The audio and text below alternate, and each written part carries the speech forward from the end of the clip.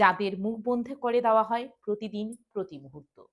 আমি সেই হাজারো কণ্ঠস্বরের কর্মীদের কথা বলছি, যারা রক্ত, ঘাম, শ্রম ঢেলে দেয় নেতার সাম্রাজ্য টিকিয়ে রাখতে, কিন্তু পরিশ্রমের মূল্য পায় শূন্য। রাজনীতির ময়দানে সবচেয়ে বড় প্রতারণা কোথায় জানেন? উপরে হাসি আর নিচে পুড়তে থাকে বিশ্বাস। কর্মীরা দৌড়ায়, নেতারা সুবিধা নেয়। কর্মী ভুল করলে দোষ চাপাবে, আর কাজ শেষ হলে চেনাই ভুলে যাবে। এটাই তাদের সিস্টেম।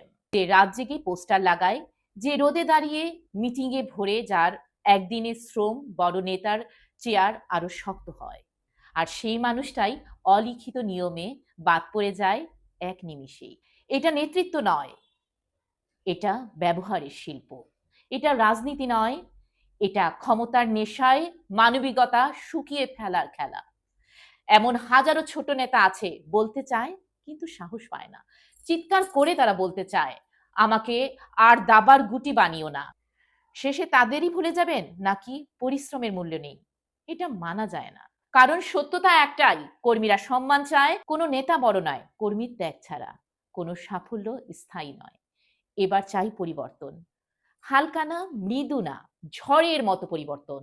যেখানে ছোট মানুষকে ছোট ভাবা হবে না, যেখানে নেতৃত্ব মানে সুযোগ নয়, দায়িত্ব, যেখানে রাজনীতি মানে দখল নয়, সম্মান, ন্যায় আর স্বীকৃতি।